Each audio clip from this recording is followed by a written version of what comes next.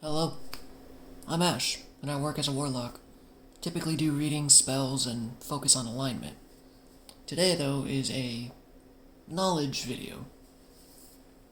In the last few, I'm gonna actually have to reference it too. I talked about the different types, or archetypes, class of magic. This one, we're actually gonna talk about the types of magic. I'm sorry, so in the last one, I mean the archetypes of, what would you say? Classes of people who use magic. Let's go with that. So, I talked about, sorcerers, wizards, and stuff like that. This one is the actual type of magic. Now, this is not in direct correlation, because I believe, a wizard can use more than one type of magic. So it's not like, this one is exclusively for this archetype. No, that's not how it works. Yes, certain archetypes do focus on certain magic, like, say, for instance, the Scry or the Seers typically use divination magic. But anyone who's willing to explore more tends to actually explore multiple facets of magic. So, here's a couple of them. I'm not sure I got all of them. I don't think it's possible to get all of them, because then you can also mix and match, and then it just kind of starts becoming something different. But, if you were to break it down, this is 12 of them that I found. And I put chaos magic first, because I found out that's the kind of stuff I use. Which is quite funny. I was actually doing the research. I'm like, oh, that actually makes perfect flippin' sense. So, chaos magic. The core idea is belief is a tool. I totally forget. I need to move her away from the candle. Please do not roast. Okay, that's better. Chaos magic. The core idea is belief is a tool. Your belief system is very powerful. In fact, chaos magic has nothing to do with religion, but if you think about it this way, religion is an example of that. Prayer. Christianity or Catholicism or anything that requires a prayer is essentially chaos magic. Because you believe that it's going to happen. You believe your prayers are going to be answered. You believe in a higher power will provide for you. Well, that's essentially chaos magic. It's not fixed dogma. And what that means is, again, it's not like religion. It's not one thing. And I didn't explain that properly. Let me actually look that one up. Okay, what is exact dogma? Because I have only heard dogma in a religious facet. Dogma is a principle or set of principles laid down by an authority or incontrovertible truth. Yeah, I thought I messed that word up, but I actually said it perfectly. So basically, Christianity is dogma because it's a set of rules. It's a set of perceptions. It's a specific set of rules.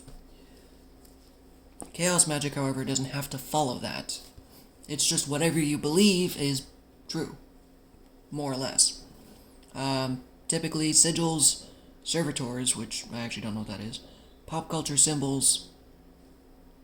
Basically, it's kind of anything. It's literally using your own internal belief system to change, manifest, it's kind of whatever you want. That's why I like this magic, and I found out it fits me perfectly, is because it's free-forming. It's chaotic.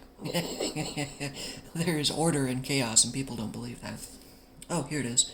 It's a practice where belief is used as a tool, meaning you can adapt, change, or discard any system of symbols or rituals, if it works for you. I focus on results over tradition, treating reality as flexible, and influenced by intent, emotion, and altered states of consciousness. The weakness is it can lack depth or stability without grounding. Because it's more or less you're just kind of tossing energy up in the air and it's just going wherever. If you're not properly grounded, you're just wasting energy. And these are just a quick summary. I mean, I'm sure you probably can't even read them. But I've actually made my own grimoire, so that's where I'm reading my notes from. Like, I've actually jotted down notes Normally I just kind of wing it. Number 2, folk magic or traditional witchcraft. I'd have to say this is probably one of the older. I mean, magic is magic, and I don't exactly have a history textbook of when it was founded, of course. A lot of this actually got burnt in a library, so a lot of information got lost when that library got burnt down. Well, this was back in, I want to say the Babylonia era, but I can't prove. I actually saw a video on it, and I should have really watched it, but anyways, folk magic. Magic is embedded in lands, the land, ancestors, and habits. Typically uses charms, herbs, household items, passed orally through cultures. Well, this is one of those, kind of like it's not just witchcraft, it's like Native Americans. The Indians. They also used a form of folk magic that is very similar. I also believe, and this is where chaos magic kind of underlays, chaos magic is incorporated in most of it because folk magic also depended on beliefs. Like Native Americans, they believed shamanism. It had beliefs, a very spiritual connections, very spiritual ties. A lot of the magic, like for instance, there was this one video I watched, this dude was like, him and his Native American buddy were out in the desert. And he showed an example of it. The guy's like, yo dude, it's so dry, I'm tired. You know, it hasn't rained in years, what do we do? And the shaman goes, well, check this out. He goes, stands outside, and he just kind of stays there, and he lifts his hands, and he just goes quiet. It's like, alright, whatever.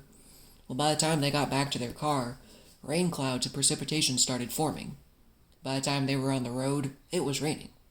And the dude's like, what did you do? He's like, well, I felt the sensation of rain. I imagined and believed it was going to happen. And there it goes, it did. So a lot of magic just depends on belief systems in general. Strengths, it's grounded. Results, orientated, so you tend to get more concentrated,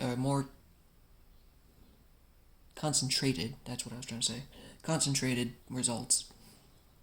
And there's low abstraction. So basically chaos magic is quite the opposite. It's just completely bleh.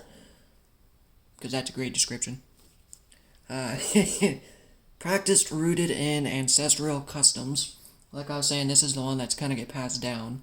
There is more dogma incorporated in this one, is how I feel. Because since it's more traditional and orientated based off history, you know, it's like, we get told how to do it, and we continue to do it that way. It's not bad, it's just how they function. So it's customs, local, land, spirits, and community, traditions passed down through generations. It focuses on practical, everyday magic, using herbs, charms, spells, and rituals, tied to natures, seasons, and lived experiences. Weakness, as I was saying, it is religion specific. They typically are Wiccan or agnostic. No, that is not okay. Hold on. Sorry, I lost my train of thought and got distracted. And it's less adaptable. Although I perceive myself as doing witchcraft, I'm not doing it properly, if you want to say that. Like I said, my magic... that was painful. My magic's kind of more free-flowing and random. So I kind of mix magic types. It's not bad. It's just whatever works for you. Ceremonial magic. Number 3. Ceremonial magic or high magic. Order and structure. Hierarchy. Create power. Essentially, basically, rituals, circles, angels, demons, planetary forces, that's the kind of stuff they deal with. Strength, it's pretty powerful. It's repeatable. And deep transformation. Magic that uses formal rituals, symbols, sacred tools, and precise words to invoke or work with spiritual forces. It emphasizes discipline, hierarchy, and alignment with the higher principles rather than spontaneous or intuitive practices. The weakness, It is very complex and very time intensive. This is that kind of stuff I was telling you about, like, adept or advanced magic kind of thing. I mean, you can start in it if you so choose that to be your first practice. I wouldn't recommend it. But it's something that takes longer, it just takes more work, more time. Again, nothing wrong with it. It's just if that's the path you choose, be prepared for a lot of work. Number 4. Psychological. Now you're like, wait, hold on, how is that magic? Anything that involves energy can be classified as magic. Thoughts are energy. This is using the subconscious as the spell engine. So essentially, it's different than the rest of them, purely because the subconscious is where we program our beliefs, or our beliefs are programmed. The subconscious is typically, as it says, subconscious, we're not conscious of it. It's under, I guess, would be a good way to put it. The consciousness is under our perception. So there's a way to tap into it and program it in a different way, such as visualizations, hypnosis, symbolic conditioning, shadow work. The strengths, it's extremely effective. The science adjacent, that means it actually can be proved with science. And safe integration. Uses symbols, rituals, and altered states to influence the mind rather than external supernatural forces. So essentially, you're not even really tapping into anything except the power of your own mind. It treats magic as a way to reprogram beliefs, emotions, and behaviors to create real-world changes. It's kind of the same thing as shadow magic, which we'll get to eventually. The weakness, it requires a lot of self-honesty, just like shadow work. Shadow magic, you have to know yourself. Because if you have, like, say, limited beliefs installed in your programs that you don't know about, those actually block you from using basically any system. Subconscious beliefs actually block you from everything, basically. I'm not saying that okay, let me rephrase that. No matter what type of magic you use, the subconscious beliefs can block all of it.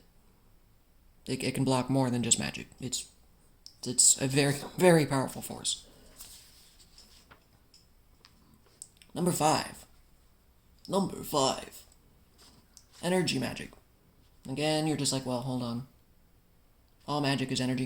Yes, but again, what I'm teaching you is specific lenses. So imagine you put on a pair of glasses. And you're like, oh, these ones are pink. Oh, these ones are blue. These ones are... That's essentially, even though they're all glasses, they're all meant to go on your face kind of thing, and you can see through them, they have different perspectives and different lenses. So energy magic specifically uses your life force, which can be generated, shaped, and directed. I typically don't like this one, because that's the most draining one. Obviously, I mean, you have to use your energy no matter what to a certain degree. But literally draining from your life force, like there's some cartoons and anime and stuff where it flat out says, you drain yourself to death, you're dead. If your mana hits 0, you're fucking dead. So it's extremely difficult to use that one. I don't think necessarily, well, obviously you don't just die, but it will cause severe burnout, mental instability, like things can break down if you don't use this sparingly. You have to allow your mana, your energy to replenish. So it's ki, whatever you want to call it, prana, mana, as I was just saying. But this one specifically focuses on the actual manipulation of energy, like energy balls. I don't know if you guys ever seen it, but you hold your hands together. Ooh, tingly. You can actually feel a small chi ball. There is certain martial arts, like Tai Chi, that actually teaches you how to do this. It's grounding, charging, uses chakras. Chakras are very important. No matter what religion you believe in, there's some form of chakra equivalent. And you get the strengths. So it's portable. Interesting. Immediate bodily feedback, which, again, because you're using your direct energy, it tends to be quicker results. It pairs with all systems.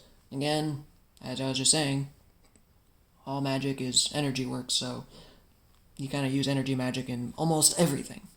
But it's also a class within itself. You can focus on the energy itself and work it. What I meant to say was you can work it as a separate category, and then you can implement it in everything else. However, using all the other magic does use energy. So, practice of sensing, directing, and shaping subtle energy within yourself or the environment to create change.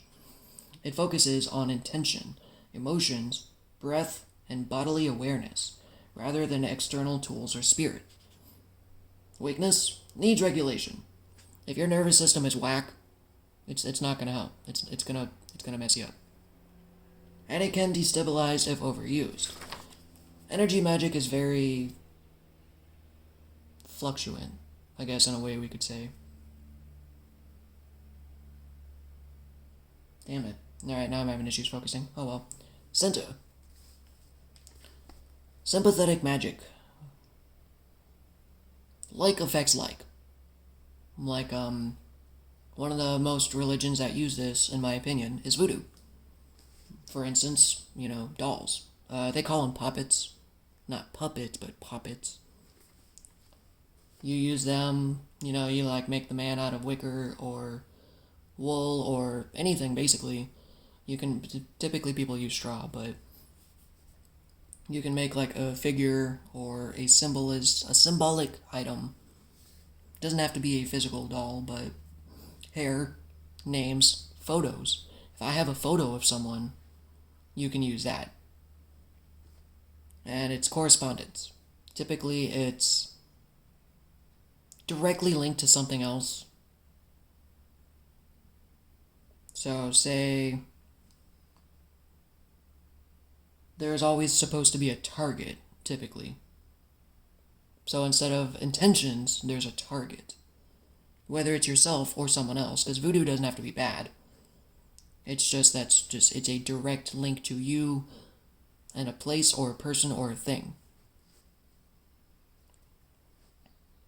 Strength is direct. It literally creates a direct energetic link.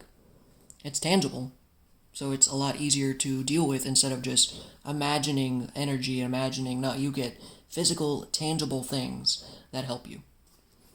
And it's easy to understand. Again, like affects like. It's actually a core principle of the world. Uses objects, images, or actions to influence a person or situation. Example, using dolls, images, or tokens to represent what you want to affect. Weakness, ethical complications. Because as of this point, this is directly your will influenced on someone else. And as main media tends to depict it, it's negative. Voodoo normally is depicted as black magic and you're using it to harm someone. Yes, that's one of the applications, but voodoo actually teaches the good side. To them, it's like witch magic. They use it to heal, they use it to... The forces of good, basically. It doesn't always have to be bad. But it becomes ethical because you're fucking with somebody else's energy. Typically, what is the word? Without, wow, I'm getting blocked on the word, too. Wow. Who be fucking with me? Alright, clear this energy. I totally forgot what I was saying. Oh well. And attachment risks. The other issue is, when you link your energy to someone, sometimes it's kind of hard to cut that cord. You make a direct link, and it's literally a subspace highway of energy between you and this other person or a place. So, if you don't know what you're doing, you may end up binding yourself to someone by accident. Someone you may not like. Divinatory magic. Divination. Uses pattern reading to reveal probability. Like tarots, runes, scrying, astrology. Strengths, you get insight. You get timing and awareness, and course correction. This typically is more or less a compass. Uses tools or rituals to gain insight, guidance or knowledge about the future, hidden truths or situations. It includes methods like tarot. Weakness. Passive if not paired with action. What that means is, you can look into the future all you want, but if you don't do jack shit about it, it's not going to help. It's not going to help. For instance, I could sit here and do tarot readings all flippin' day, but if I don't actually act on what the card says, then, or what the cards are reading, then nothing comes from it. It's just, oh, that's cool. It's like you're window shopping. You look in a window and you're like, oh, that's so cool, but then you don't actually enter the store. Well, that's kind of pointless. Even if you're just window shopping, you're supposed to walk through the door. Elemental magic. Probably one of the most common ones. Reality expressing itself through elemental forces. The 5 forces. Fire, water, air, earth, and spirit. The strengths? Oh, let's break it down. This is actually what tarot cards tend to focus on. And I got the devil right here, which is funny, because someone was trying to give me a distraction. Fuck off. So this is where it relates to tarot, though. Fire has to do with will and transformation. Water is emotion and intuition. Air, which is thought and communication. And earth, which is stability and materialization. So as I was kind of saying, tarot cards, are based off divination. However, it imbues elemental magic.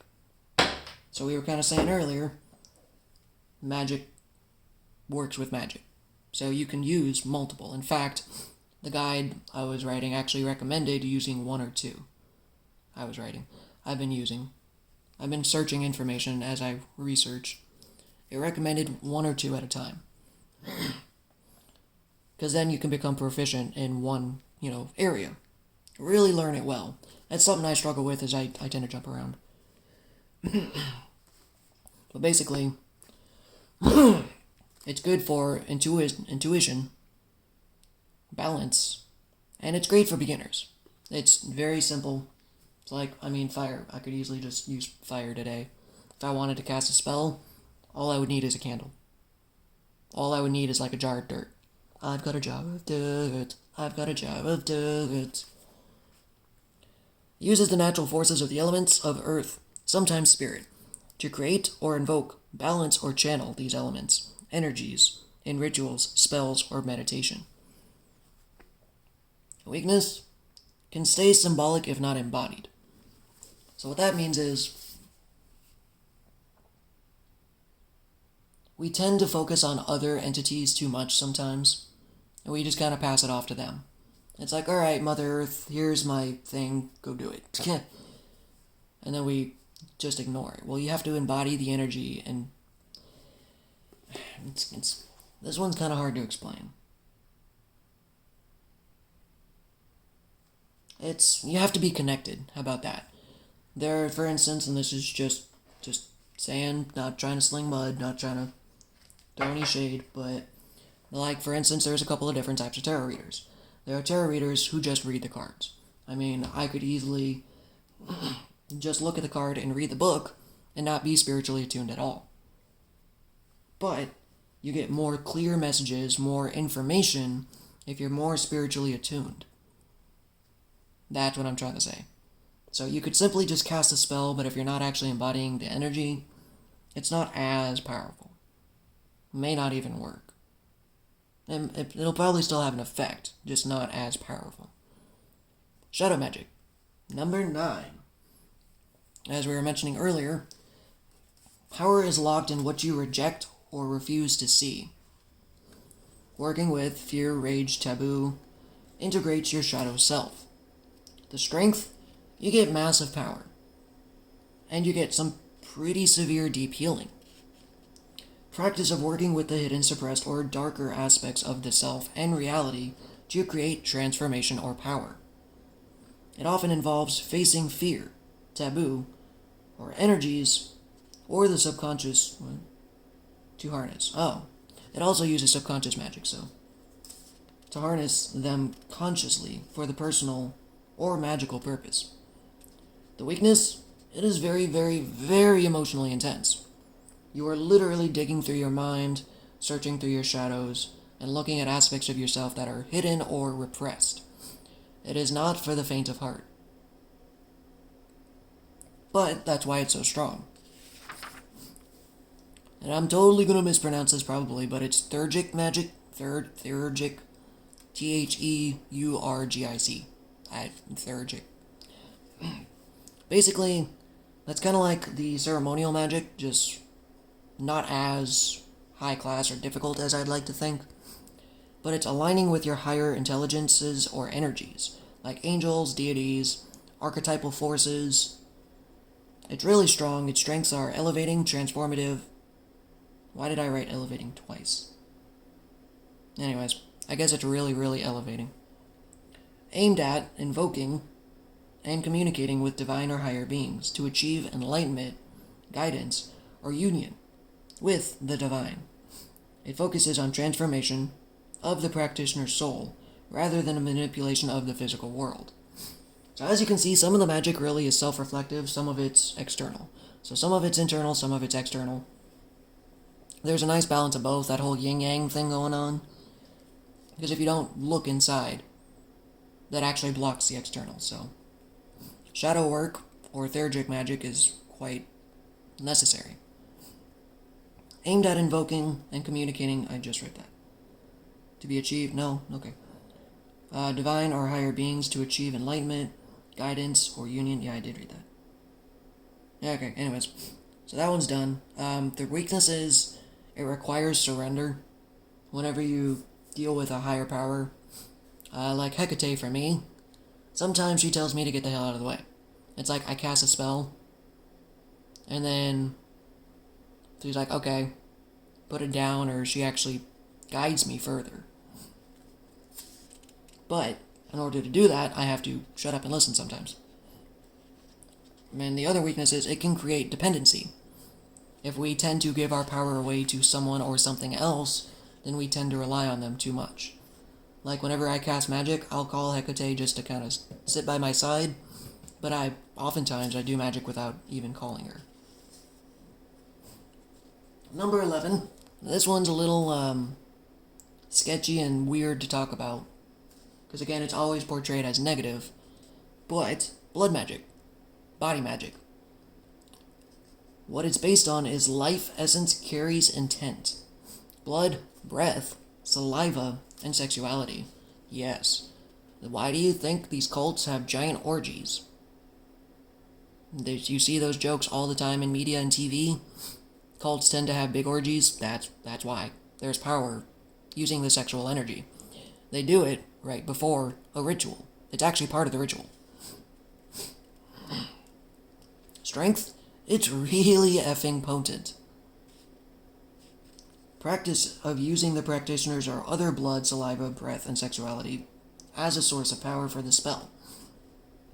Considered highly personal, I mean, obviously you're bleeding essence. And intense. Often tied to life force, sacrifice, and strong intent.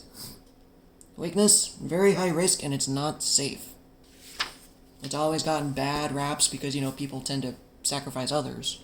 It's seen as a very negative aspect, which it can be, but there is always an ethical side of it, so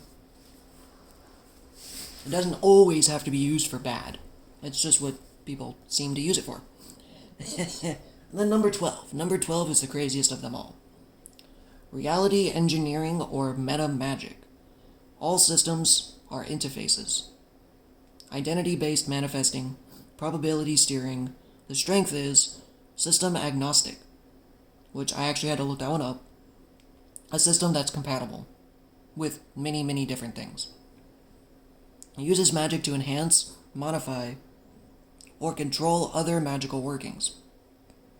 It focuses on improving effectiveness. Yeah, I'm getting hiccups. Flexibility or adaptability of spells, rather than producing direct effects in the physical world. The weakness, it's abstract and requires discipline. So as I just got done saying, it's magic that's kind of underlined other magic. It can move other magic. In fact, it can actually manipulate magic that's already in play. Or you can layer it under other magic. And this is where it starts getting crazy, because you can actually integrate magic into magic, and what I mean by that is have levels. So say, for instance, I do psychological magic, and then chaos magic, and then energy magic. We mix all those together, you get some crazy potent stuff. Of course, when you start doing stuff like that, you gotta be careful, because then it really takes a toll on your nervous system. And that is why shadow magic is important. You need to be aware of your nervous system state. This all draws from us. Whether we're using energy magic, using our own life force, whatever, anytime we tap into this, it depends on our bodily system and how we function. So think of that before you start trying any of this. Be honest with yourself, because again, it will truly damage you. If you do not practice good boundaries, practice good health, it will shred you. This is not a joke. So, I think that's all we have for today. If you have further questions, let me know. There's a Discord in the link. Let's see what else. There's other links, like I said, there's other videos relating to this. All the videos kind of just tie into each other. So if you like this one, I'm sure there's plenty others. And I don't love doing this, but call to action. Like the video, share it, do whatever you feel. You have a great day.